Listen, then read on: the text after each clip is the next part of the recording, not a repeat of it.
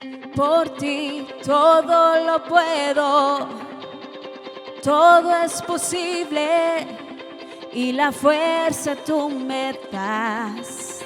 Nada es imposible, por ti los ojos se abren, cadenas son rotas y yo viviré por fe. Nada es imposible.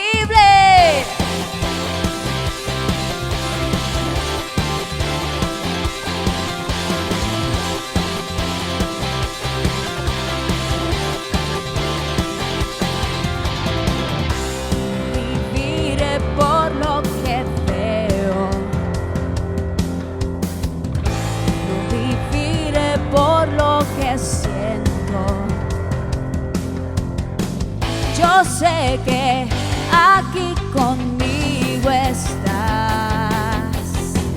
Yo sé que tú eres grande, Dios. Por ti todo lo puedo, todo es posible y la fuerza tú me das. Nada es imposible, por ti los ojos se abren, cadenas son rotas y yo viviré por fe. Nada es imposible.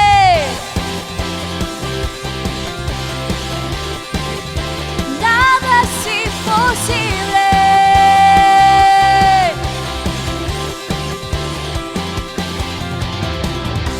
No viviré por lo que veo. Vamos, iglesia, declárelo. No viviré por lo que siento. Yo sé que aquí conmigo estás.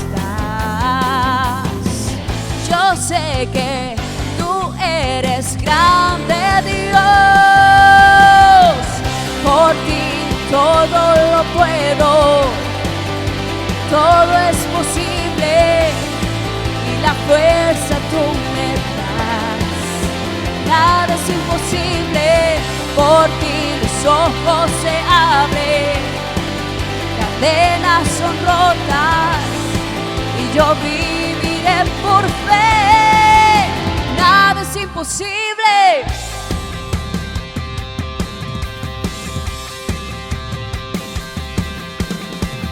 Y este es momento de declarar que tenemos un Dios que todo lo puede. Creo en ti, creo en ti, creo en ti, creo en ti, Cristo.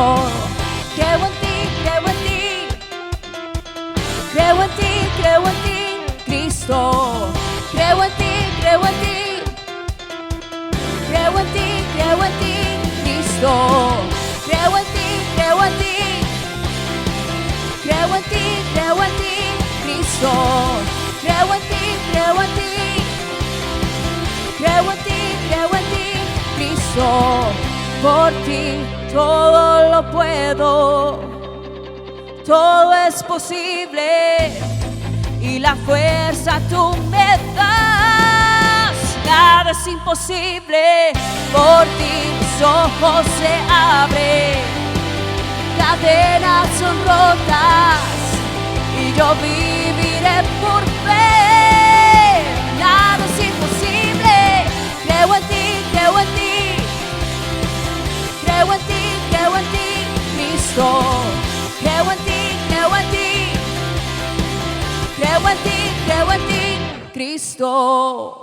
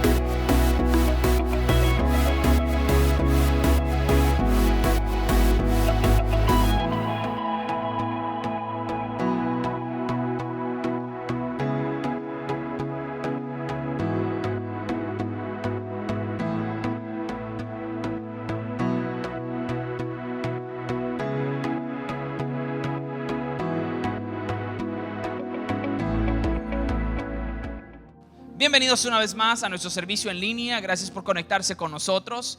Esta mañana estamos continuando nuestra serie Después del Caos. Ayúdeme a colocarlo en el chat rápidamente. Diga conmigo: Después del Caos. Después del Caos. ¿De qué trata esta serie? Si usted recién se conecta con nosotros y no ha estado en las semanas anteriores, quiero contarle un poco de qué trata esta serie. Esta serie habla de qué debemos de hacer después de salir de una situación de caos, después de salir de una situación crítica, sea cual sea.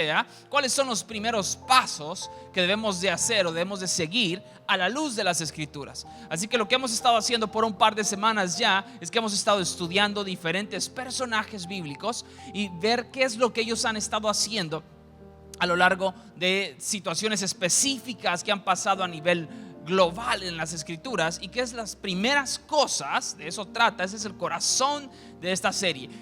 ¿Qué son las primeras cosas? El ABC de lo que ellos han hecho. En la primera semana hablábamos acerca de Noé, cómo Noé, después del diluvio, después de pasar casi alrededor de más de un año en el arca encerrado, ¿qué es lo primero que Noé hizo? Y hablábamos que Noé lo primero que hizo fue levantar un altar al Señor. La segunda semana hablamos acerca de Moisés y Miriam, cómo después de cruzar el Mar Rojo, después de que Dios hizo esta maravillosa muestra de poder al librarlos de la mano de los egipcios, Moisés y Miriam lo primero que hicieron fue que levantaron una canción al Señor. La tercera semana nuestro pastor nos habló acerca de lo que hizo José después de salir del cautiverio y cómo José pudo perseverar y que todo es bueno y que nada se desperdicie. Hoy estaremos viendo un poco la parte negativa, lo que no debemos de hacer después de salir del caos. ¿Qué es lo primero que no tenemos que hacer después de salir de una tormenta o un momento de dificultad? Hoy nos vamos a centrar en un evangelio en particular, y es el evangelio de Lucas. Queremos navegar en esta historia que tal vez pasa desapercibida por lo que está antes de lo que sucede en esta historia. Quiero que usted entienda conmigo un poco el contexto de lo que está sucediendo. El acontecimiento más grande, no solo bíblico, sino del mundo entero, acaba de suceder. ¿Cuál es ese acontecimiento? La resurrección de Cristo Jesús. De hecho, es el momento donde la historia se parte en dos, y nuestros libros de historia entonces ahora narran antes de Cristo y después de Cristo. Y en ese momento nos vamos a centrar específicamente en una historia que sucede justo después de la resurrección de Cristo, justo después de que Cristo vence la muerte y resucita al tercer día.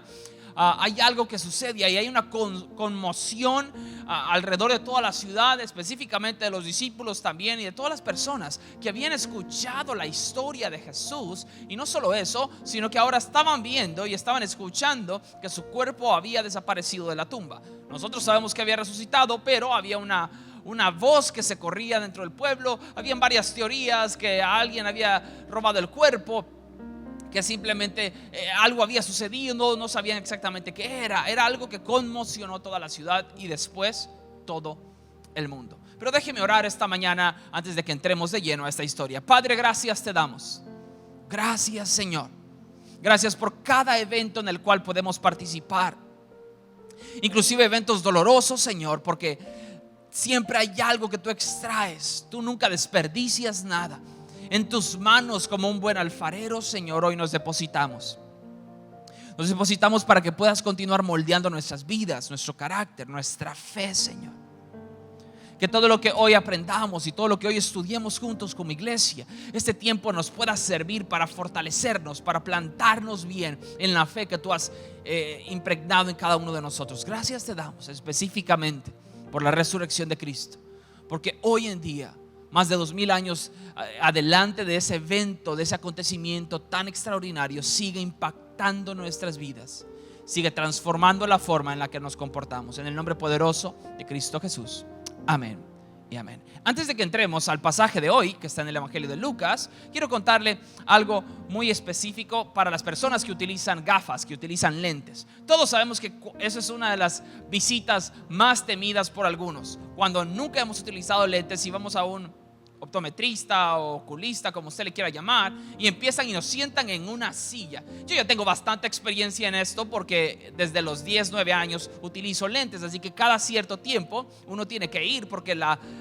graduación cambia. Nuestro enfoque en el ojo cambia, se desgasta y hay que cambiar los aros y todo. Ahora, lo que yo quiero hablarles acerca del protocolo que sigue esta persona para sentarnos en una silla. Había un examen que a mí me gustaba mucho y era uno que lo colocaban en una máquina y uno tenía que ver en lo profundo. Había como un globo aerostático que estaba ahí, estaba borroso, y a medida que la máquina iba haciendo sus calculaciones, el globo se iba poniendo más fino hasta que ya al final la máquina hacía el cálculo de cuánta era nuestra graduación. Pero había uno que yo detestaba. Le soy sincero, le abro mi corazón, yo odiaba ese examen. Me gustaba la primera parte donde nos colocaban como unos lentes como de robot y tenían como diferentes divisiones. Pero la parte que no me gustaba era ya cuando la persona decía, bueno, apagaba la luz y decía, quiero que mire esta pizarra, y había unas letras grandes que iban disminuyendo en tamaño hasta las más pequeñas. No me gustaba porque, claro, podía leer al igual que las demás personas, las más grandes. Pero a medida que íbamos avanzando en el examen y él me pedía, baje a la siguiente línea, baje a la siguiente línea, ahí empezaba mi problema, porque mi visión estaba borrosa, estaba dañada. Mi percepción de lo que estaba en la pared se iba poniendo borroso, porque en ocasiones mi problema era un problema de percepción. Diga conmigo, percepción. Y quiero que usted lo repita, porque tal vez puede ser su mismo problema. Mi problema es un problema de percepción. Nuestro problema en ocasiones es un problema de percepción. Y es el problema que están teniendo estos discípulos después de la resurrección de Cristo. ¿Qué está sucediendo? Estos hombres se habían creado una expectativa con respecto a su Salvador. De hecho, no solo era una expectativa, era una realidad. Habían diferentes escritos anteriores a Jesucristo donde narraban diferentes profetas que iba a venir un Mesías, un Salvador, un Redentor del mundo, que los iba a liberar. Ahora, ellos pensaban que iba a ser una liberación física, en este caso del Imperio Romano. Ellos pensaban que iba a venir una especie de Sansón reencarnado, una especie de libertador que iba a librarlos de una vez y para siempre de toda la opresión que tenían del Imperio Romano. Cuando aparece Jesús en la escena, es un Mesías distinto. No era el Mesías que ellos estaban esperando. Por eso muchas personas dudan acerca de si Jesús es realmente quien dice que es, porque ellos esperaban algo más distinto. Algo distinto. Tenían una percepción distinta. De hecho, los dos discípulos que vamos a ver hoy van cabizbajos, casi en una sensación de derrota, porque lo que acaba de suceder en la cruz para ellos no es un acto de victoria, todo lo contrario. Ellos lo percibieron como una derrota. Ellos sintieron que el que tenía que ser su libertador terminó siendo el que cayó en cautiverio, Jesucristo. Así que ellos no logran comprender a cabalidad el plan eterno de Dios. ¿Se identifica usted con esos dos discípulos? ¿Cuántas veces Dios no ha hecho cosas a nuestro alrededor? ¿Cuántas veces Dios no sigue haciendo cosas en ese tiempo de cuarentena en nuestro entorno? Y nosotros lo percibimos como derrota, como dolor, como esto es una frustración, cuando del lado de Dios, Dios lo percibe como una declaración de victoria. Así que esto es lo que está sucediendo. Cristo Jesús está en la cruz del Calvario, muere, es sepultado y al tercer día resucita. Ahora, ellos miraban la cruz de Cristo como una derrota. Miraban este símbolo de Jesús estando en la cruz del Calvario como una señal de debilidad, cuando todo lo contrario era una señal de poder y autoridad. Pero ellos no lo sabían todavía. Así que llegamos hasta la historia en la cual nos vamos a depositar esta mañana, que está en el Evangelio de Lucas, capítulo 24. Quiero que me acompañe usted con su Biblia, si es tan amable. El Evangelio de Lucas, capítulo 24. El tema de esta mañana es después de la resurrección.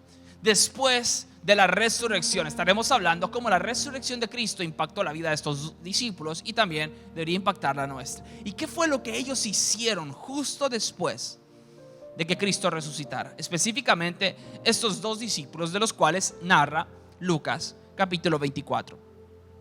Así que lo primero que quiero que veamos para entrar en materia, el primer punto de esta mañana es que huir no es una alternativa. Diga conmigo, huir no es una alternativa. Quiero que usted lo coloque rápidamente en el chat y veamos quién es la primera persona que lo coloca. Diga conmigo, huir no es una alternativa. Huir, correr, abandonar no es una alternativa para nosotros que somos seguidores de Cristo. Para aquellos que tenemos esa fe inquebrantable, esa fe que está dentro de nosotros, huir no es una alternativa. Quiero que vea el texto en el Evangelio de Lucas capítulo 24, comenzando en el verso 13. Dice: aquel mismo día, 2 de ellos se dirigían a un pueblo llamado Emaús, a unos 11 kilómetros de Jerusalén. Iban conversando sobre todo lo que había acontecido. Si usted lee el pasaje, los 13 o 12 versos anteriores, notará que Cristo acaba de resucitar. De hecho, hay otros evangelios que nos cuentan que mujeres lo han visto, y de hecho ellos dos más adelante mientras van conversando, van a darnos esa luz de que también ellos han escuchado de que hay unas mujeres que han visto a Jesús resucitado. Pero ellos van huyendo de la ciudad, van saliendo de Jerusalén, como diciendo: aquí no hay nada más que hacer. ¿Cuántas veces no hemos estado así con Dios? Donde le hemos orado por algo, hemos pedido por algo, y después de unos meses decimos: yo creo que aquí no hay nada más que hacer. Cuando tal vez has estado batallando con tu matrimonio y dices: yo creo que aquí ya no hay nada más que hacer. Es tiempo de moverme, es tiempo de huir, es tiempo de salir.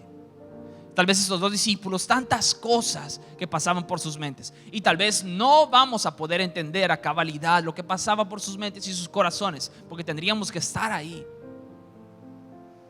Pero ellos dos deciden emprender este viaje a Emaús. Son alrededor de 11 kilómetros, dice las escrituras.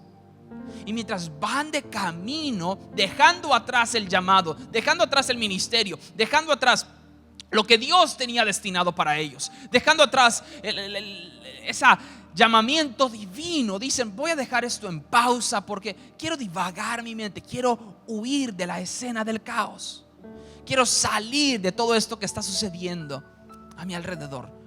Esa es nuestra primera alternativa, huir. De hecho, tenemos dos alternativas cuando nos enfrentamos al caos: huir o perseverar. Usted y yo cada mañana tenemos dos alternativas cuando nos enfrentamos contra una crisis: es huir o perseverar. Huir o perseverar. Pero yo decido esta mañana ser de los que perseveran. ¿Y cuántos escriben conmigo amén en el chat? Yo decido ser de los que perseveran. Yo decido esta mañana no ser de los que corren, de los que dejan tirado todo. Yo quiero ser de las personas que digan: este seguidor de Cristo permaneció fiel. ¿Saben que cuando estaba estudiando este pasaje me llamó la atención ver que durante la crucifixión de Cristo no va a encontrar a ningún discípulo excepto Juan, que está ahí? El resto huyeron. Eso nos habla de la humanidad de estos hombres. Esto nos habla de que en ocasiones tomaron malas decisiones, se sentían asustados, se sentían perseguidos. Pero también me habla que Dios es un Dios de oportunidades, porque Dios puede utilizar a aquellas personas que huyeron pero que después se restauraron, y puede usarlas para el ministerio, para su llamado. Así que si tú has huido de Dios, si tú has escapado de Dios, si en esta cuarentena te has aislado, te has apartado, te has desconectado, y no estoy hablando necesariamente solo de la iglesia, estoy hablando de tu relación con Dios, de mi relación con Dios. Si tan solo puedes regresar al camino en el que estabas, Dios puede utilizar tus manos, puede utilizar tu voz, puede utilizarte a ti esta mañana. Así que huir no es una alternativa. Estos discípulos estaban pensando cambiar de ambiente, cambiar de aires. Esos dos discípulos no son los únicos que huyeron después del caos. Como se lo mencioné, los 11 discípulos no aparecen en la crucifixión de Cristo excepto Juan. No importa el caos que puedas estar experimentando, huir no es una alternativa. Y cuando estudiaba este pasaje solo podía recordar una escena, y tal vez el nombre no le suene mucho, pero hubo un hombre en el año de 1945 que se llamó Desmond Doss. Desmond Doss es un soldado que cuando él se enlistó, se tuvo que enlistar. él no cambió su fe, no cambió sus creencias. Él dijo: yo no quiero tocar armas, yo quiero enlistarme para curar enfermos, quiero ser médico. Y cuando fueron a la batalla en Japón, en el ataque a la isla Ryukyu, este hombre que parecía el más débil, el más insignificante, el más menospreciado, que de hecho le hicieron una película en su honor, este hombre, ese día en esa isla había un risco que toda la tropa tenía que subir. De hecho, los historiadores dicen que les tardó un día entero subir todo ese risco a todas las tropas estadounidenses. El problema es que cuando subieron en el risco, en la parte de arriba, los japoneses estaban escondidos. Así que fue una matanza. Tuvieron que retroceder por unos instantes, por un par de días. Pero dos, lejos de esconderse, lejos de decir: no, esto no es para mí, no, yo soy solo un simple médico, dos permaneció en la batalla y ese día logró salvar 100 soldados él solo. Poniéndolos, los iba a traer, se camuflajeaba entre los enemigos, traía un soldado y lo colocaba en el borde para que lo pudieran bajar con cables. De esa clase de cristianos estoy tratando de despertar esta mañana. Esa clase de cristianos que no retrocedemos, que la cuarentena no nos apaga, sino que nos aviva. Que el tiempo de encierro es un tiempo para aprovecharlo, es un tiempo para fortalecer nuestra fe. Que estamos como Daniel, aunque estamos en el foso de los leones, pero estamos esperando que el rey abra la tapa para decirle: ¿sabes qué? Mi Dios fue capaz de salvar mi vida. De hecho, 2 Corintios capítulo 4 verso 8 y 9 dice: por eso, aunque pasamos por muchas dificultades, no nos desanimamos. Esta es la traducción en lenguaje actual. Tenemos preocupaciones. Y esto no se trata de decir: no, es que no tengo preocupaciones, vivo una vida perfecta. No, tenemos preocupaciones, dice el apóstol Pablo en Corintios. Tenemos preocupaciones. Usted tiene preocupaciones, yo tengo preocupaciones. El hecho de que seamos cristianos no nos aísla de la preocupación. Tenemos preocupaciones, dice el apóstol Pablo, pero no perdemos la calma. La gente nos persigue, pero Dios no nos abandona y decimos: amén. Pero Dios no nos abandona, nos hacen caer, pero no nos destruyen. Usted puede sentirse agobiado, usted puede sentirse preocupado, usted puede sentirse estresado, pero que eso no lo derrote, que eso no lo haga caer, que eso no lo haga permanecer en el suelo, porque Dios no nos ha abandonado. Dios sigue a nuestro lado. ¿Estás batallando con tus finanzas? Huir no es una alternativa. ¿Estás batallando con un matrimonio que está en pedazos? Huir no es una alternativa. ¿Estás batallando con un hijo rebelde? Huir no es una alternativa. ¿Estás batallando con tu fe que se ve quebrantada en este tiempo de cuarentena? Huir no resolverá el problema.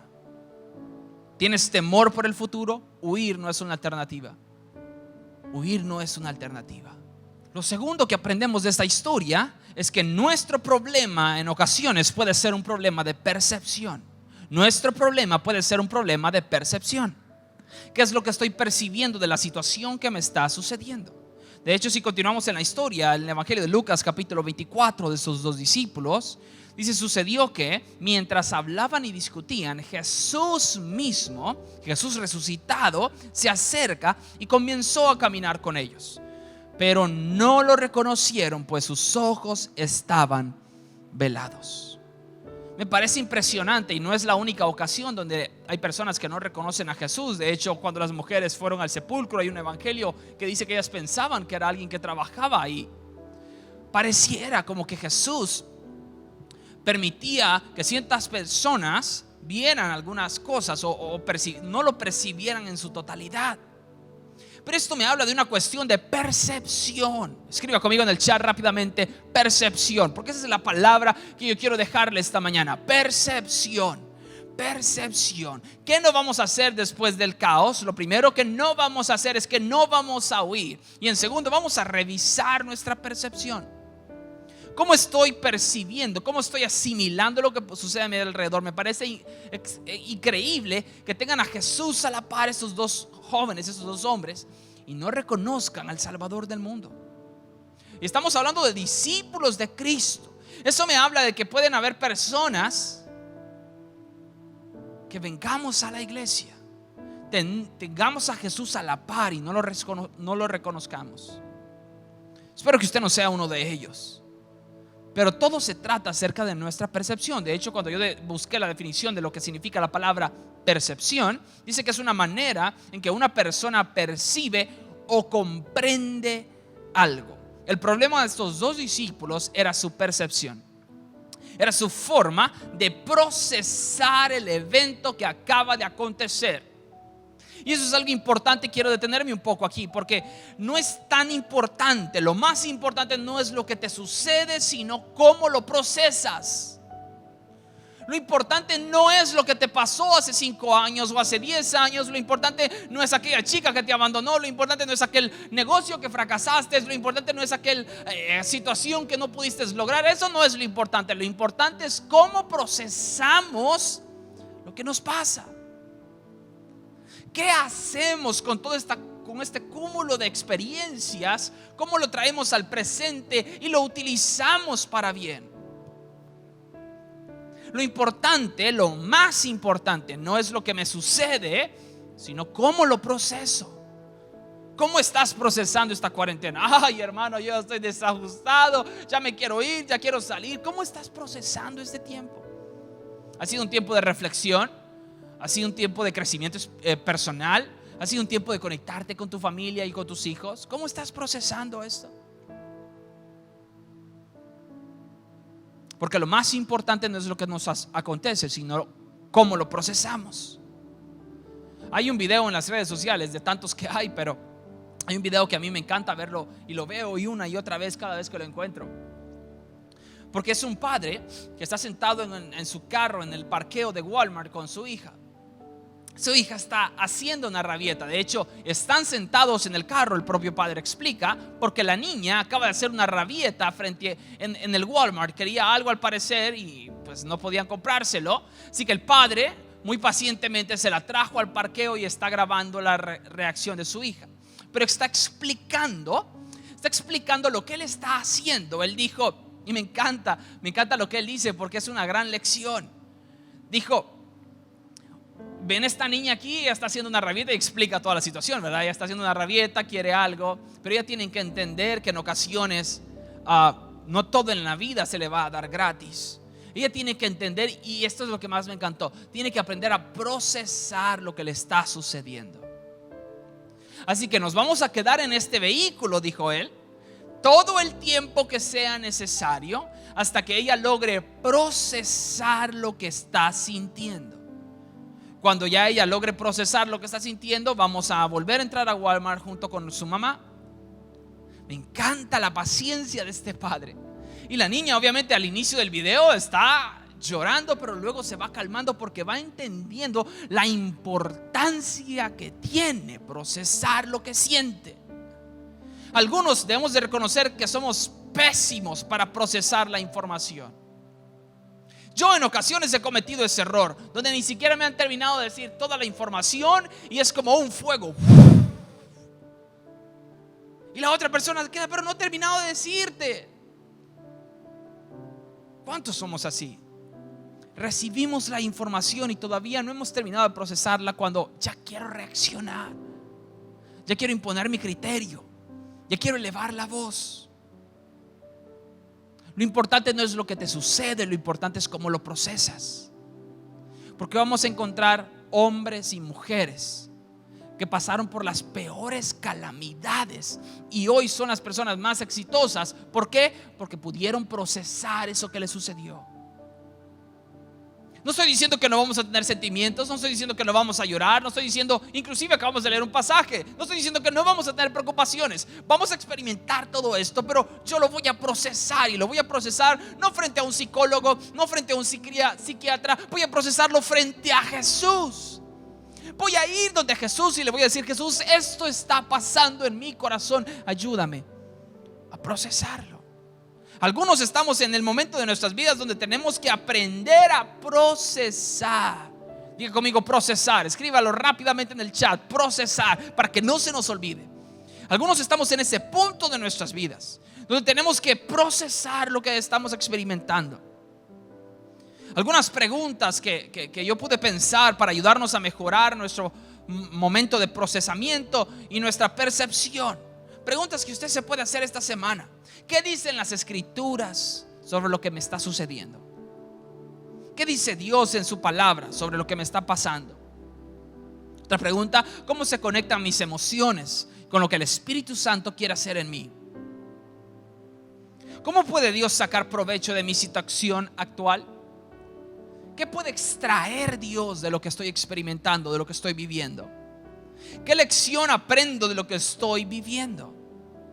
Porque algunos estamos como esta niña, sentados en el carro no avanza, queremos estar dentro de Walmart, pero Dios no nos va a llevar hasta Walmart mientras no procesemos lo que estamos viviendo. Porque ¿qué pasa si usted vuelve a llevar a su hijo a la tienda donde le hizo la primera rabieta y no lo ha procesado? Se la va a volver a hacer. Y los que son padres me van a entender. Somos expertos hablándoles a nuestros hijos y hasta tratamos de utilizar psicología con ellos, pero cuando se trata de nosotros olvidamos todo eso. Así que yo quiero recordarle esta mañana: nuestro problema en ocasiones es un problema de percepción. Y lo más importante no es lo que nos sucede, sino cómo lo proceso. Huir no es una alternativa. Diga conmigo: huir no es una alternativa. 2, nuestro problema es un problema de percepción en ocasiones, lo que estoy viendo. Y lo tercero es que está en el verso 25. Dice: qué torpes son ustedes. Jesús, cuando se da cuenta que ellos no logran descifrar quién es, porque sabe que Jesús se les une a la caminata, ellos le dicen: tú eres el único peregrino que no sabe lo que está sucediendo. Jesús le dice en el verso 25: qué torpes son ustedes, les dijo, qué tardos de corazón para creer todo lo que han dicho los profetas. ¿Acaso no tenía que sufrir el Cristo estas cosas antes de entrar en gloria? Verso 27: entonces comenzó, y esta es la parte que me encanta de Jesús como un maestro. Entonces comenzó por Moisés y por todos los profetas. Les explicó lo que se refería a él en todas las escrituras. Me encanta porque Jesús nos enseña la tercera parte de este mensaje, y es que la escritura agudiza mi percepción. ¿Quiere usted mejorar su percepción? ¿Quiere usted empezar a ver lo que Dios ve y cómo Dios percibe las cosas? ¿Sabe cómo lo vamos a lograr? No es con una agüita mágica, no es conseguir un ABC, es con una sola cosa: estudiar las escrituras. Porque cuando usted y yo estudiamos las escrituras, entonces podemos entender un poco mejor cómo Dios actúa, cómo Dios piensa, cómo Dios habla. ¿Qué es lo que Dios piensa de mí? ¿Qué es lo que Dios espera de mí? La escritura agudiza mi percepción. La escritura agudiza tu percepción. De hecho, para todos aquellos que utilizamos lentes, ¿sabe cuál es nuestro peor temor? Dejar esto olvidado en casa. Si alguien que utiliza lentes, y sobre todo si los ha utilizado por mucho tiempo, si dejamos esto en casa, nuestro día se pasa de ser un día normal a un día borroso. Si usted conoce a alguien con lentes, con gafas, va a entender mi situación. Sobre todo cuando llueve, es nuestro peor clima. ¿Por qué? Porque esto se llena de agua y hay que estar limpiando a cada rato. Pero valoramos tanto esto, lo cuidamos tanto.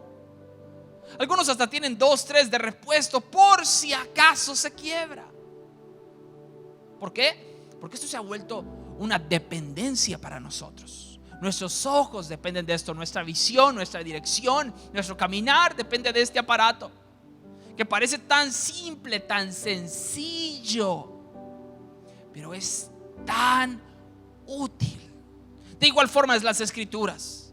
Parece tan sencilla, tan sin vida si la tenemos en un estante, pero cuando la empezamos a utilizar, cuando nos ponemos los ojos, las gafas de la escritura, esto agudiza nuestra percepción. Empezamos a ver las cosas no como las ven los demás, sino como Dios las ve. Empezamos a descifrar cosas que antes no mirábamos. ¿Por qué decimos esto? Porque me encanta el verso 27. Les explicó lo que se refería a él en todas las escrituras. Les explicó con la Biblia, con las escrituras, cómo desde Génesis hasta el momento en el que ellos estaban viviendo, todo eso hablaba sobre él mismo. Vivir la vida alejados de la palabra de Dios es como quitarse los lentes en un día soleado. Lo único que verás son sombras. Yo sé que para los que no usan lentes no va a entender ese pensamiento, pero para los que sí usamos, nos identificamos con eso. Vivir nuestra vida sin la palabra de Dios es como quitarnos los lentes en un día soleado. Lo único que vamos a ver son sombras y colores, pero no vamos a disfrutar todo el panorama. Salmo 119, verso 105 dice: tu palabra es una lámpara que alumbra mi camino. ¿Quiere cambiar su percepción? ¿Quiere ver la vida de forma distinta? Adentrémonos en la palabra de Dios. Estúdiela cada día. Aparte un espacio en su casa, sobre todo ahorita que estamos en cuarentena. De repente cuando los niños están dormidos o temprano por la mañana mientras se está tomando su café, abra su Biblia, abra la aplicación de la Biblia, haga un plan bíblico con su familia o con su grupo de hermanos de la iglesia. Que todos podamos tener una percepción de acuerdo a las escrituras y no de acuerdo a mis sentimientos. Y lo cuarto y último que aprendemos de esta historia está en el verso 28. Al acercarse al pueblo donde se dirigían, Jesús hizo como que iba más lejos, pero ellos insistieron: quédate con nosotros, que está atardeciendo, ya casi es de noche. Así que entró para quedarse con ellos. Luego, estando con ellos a la mesa, tomó el pan y lo bendijo, lo partió y se lo dio. Entonces se les abrieron los ojos y lo reconocieron, pero él desapareció. Se decían el uno al otro: ¿no ardía nuestro corazón mientras conversaba con nosotros en el camino y nos explicaba las escrituras? Lo cuarto y último que aprendemos de esta historia es que la mejor compañía después del caos se llama Jesucristo de Nazaret. Lo mejor que podemos hacer después de una situación de caos es buscar a Jesucristo. Esta semana miraba en las redes sociales una chica de nuestra iglesia que colocaba un pensamiento y me encantó. Dijo: en ocasiones a la única persona que puedes contarle tus problemas es Jesús, porque es el único que te va a entender a cabalidad. Me encantó. Es un adolescente de nuestra iglesia y con tanta madurez escribiendo eso. Y es cierto, después de un momento de caos, después de un momento de crisis, la mejor persona que te puedes encontrar es Jesucristo. Gloria a Dios por esos dos discípulos que en el camino Jesús les aparece. Déjeme poner un poco más de imaginación. ¿Se imagina que ellos se hubieran encontrado no con Jesús, sino con el enemigo? Que el enemigo hubiera empezado a hablar a sus oídos y que el enemigo hubiera empezado a hablar a sus oídos y les hubiera empezado a decir: se sienten frustrados, ¿verdad? Su Mesías, miren dónde terminó. Yo que ustedes sigo caminando, no me conformo con Emaús, váyanse largo porque la gente los persigue. Después del caos vas a escuchar muchas voces. Voces positivas, voces negativas, voces de personas que no conocen tu potencial, voces de personas que te van a decir: no lo sigas intentando, eso está muerto, no hay forma que eso se levante. Pero después del caos, la mejor compañía es Jesús. No sé cómo has estado en este tiempo de esta cuarentena.